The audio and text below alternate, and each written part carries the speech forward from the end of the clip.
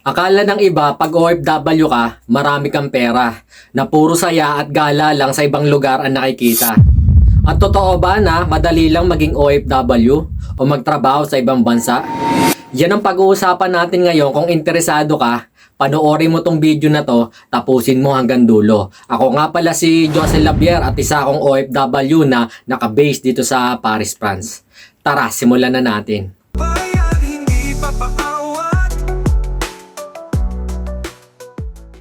Kadalasan nakikita natin sa mga kapwa nating OFW pag nagpo-post sila ng mga lugar na pinupunta nila, mga kinakainan, kung titignan natin na parang ang saya-saya nila at ang sarap ng buhay nila. Iniisip agad natin na marami silang pera. Lalo na pag nakikita natin silang bumibili ng mga bagay o gamit para sa sarili nila na nakikita natin sa social media. Iniisip din natin na ang laki siguro ng sahod nila dahil nakakapunta sila sa ibang lugar o bansa para magbakasyon at kumakain sa iba't ibang restaurant. Pero hindi natin naiisip o nakikita kung paano at kung gaano na yung hirap nila para mabili yung mga bagay na gusto nila. Makapagpundar o makapag-invest para sa mga bagay na mapapakinabangan nila pagdating ng araw.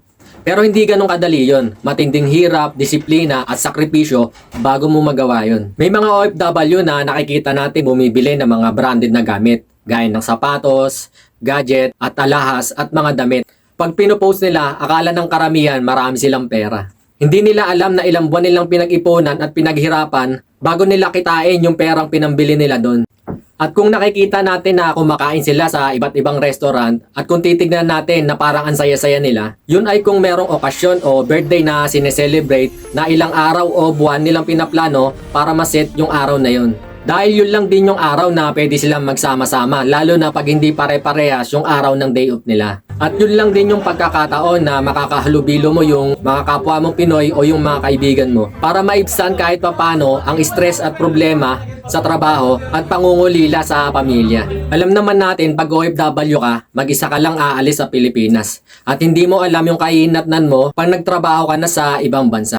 Matinding stress ang aabuti mo lalo na pag nahihirapan ka at may problema. At isa yon sa mga dahilan o way na mga ginagawa ng mga OFW para maibsan ang lungkot at pangungulila sa mga mahal nila sa buhay. At kung nakikita natin na nagbabakasyon sila sa ibang lugar o bansa, para kahit papano mabawasan yung stress at yung pagod nila sa trabaho. At makapag-relax ang isip, makapagpahinga sa problema at reward lang nila yon sa sarili nila. Dahil sa hirap ng trabaho at kung may na-achieve sila na dapat i-celebrate. Yan ang hindi alam ng ibang mga Pilipino. Hindi lahat ng OFW maraming pera. Expected natin pag OFW, mabilis kang makakaipon. Mataas ang pwede mong kitain kung ikukumpara sa Pilipinas. Totoo na mataas ang kikitain mo at malaking tulong ito sa pamilya mo at sa pag-aaral ng mga anak mo. At kung plano mong magpatayo ng bahay. Pero hindi ganun kadali yon. May mga obligasyon ka na kailangan bayaran. Mga gastos, cost of living, kung saan lugar ka o bansa nakatira. Kaya kailangan matuto kang mag-budget kung gusto mong may matira at may maipadala. Expected natin na matututo tayo ng ibang skill sa trabaho. Dahil sa ibang bansa, mas advanced sila at kung paano yung pamamaraan nila sa pagtatrabaho. Totoo din na madami kang pwedeng matutunan, lalo na sa mga modern na machine. Dahil na-experience ko din ito nung nakapagtrabaho ako sa Poland. At magiging advantage mo na rin to kung lilipat ka ng ibang company o babalik ka para magtrabaho sa Pilipinas. Expected din natin dahil sa ibang bansa yon, ma-experience natin makihalubilo sa mga ibang lahi. Matututo ka maging open-minded, lalo na dito sa Europe dahil mga liberated ang mga tao dito. At disiplinado pagdating sa oras at independent ang mga tao. Dahil pagtungtong nila ng 17, kailangan na nilang magtrabaho at kumita ng sarili nilang pera para mapag-aral yung sarili nila. At tumayo sa sariling paa dahil yun na ang kultura nila o nakagisnan na nila. Dahil sa restaurant na pinapasukan ko, halos lahat ng mga server o waiter, mga working student.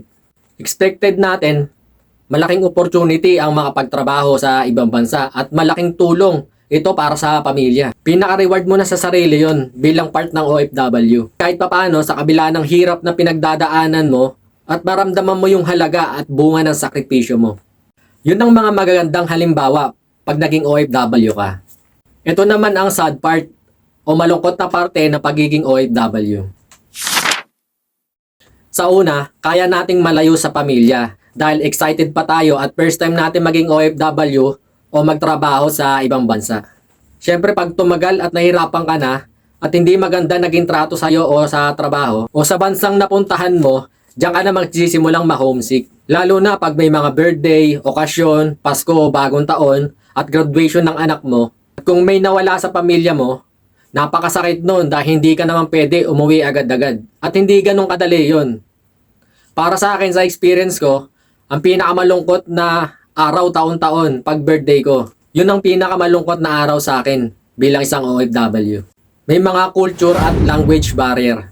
Sa una, excited kang magtrabaho. Siyempre, ibang lahi yung makakasama mo. May mga time na hindi mo naiintindihan yung sinasabi nila o nauunawaan. Na pwedeng magalit sa'yo o may hindi magandang sabihin sa'yo. Dahil hindi mo naiintindihan. At discrimination. Lalo na sa ibang bansa at ibang lahi yung mga kasama mo.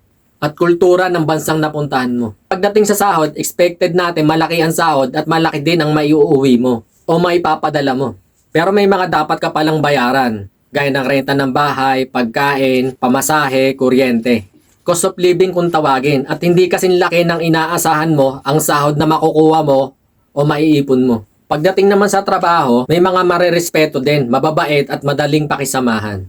May napansin ako sa ibang lahi pag nag-aaway sila sa trabaho, sisigawan sila. Kita mo na galit talaga. Akala mo magsusuntukan na. Pero paglipas ng 10 minutes o 15 minutes, wala na, parang walang nangyari. Balik na ulit sila sa dati. Hindi katulad sa mga Pilipino, pag nagkasagutan, pag nag-away, parang hindi na magkakilala, wala nang pansinan. Minsan nauuwi pa sa suntukan.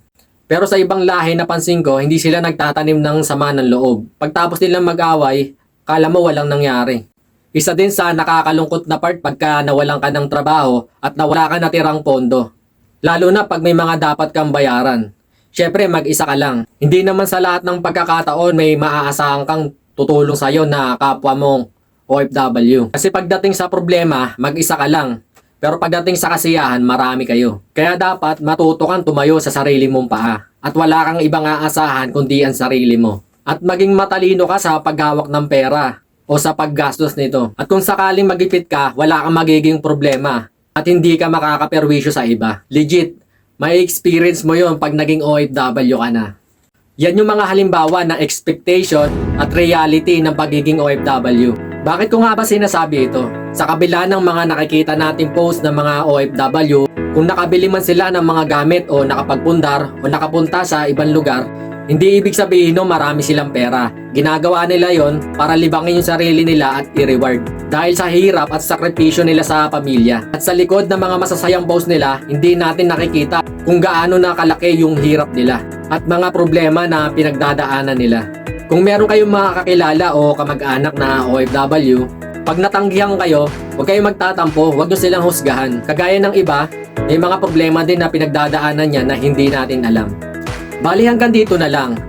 Kung nagustuhan mo tong video na to at may napulot kayo sa mga sinabi ko, baka pwedeng paki-like at subscribe na rin para pagsuporta sa mga susunod na video na gagawin ko pa. At salamat na rin sa pagtapos ng video na to dahil naniniwala ako na ang taong may pangarap hindi magpapaawat. Kaya hanggang sa susunod ulit. Salamat. Kabayan, hindi pa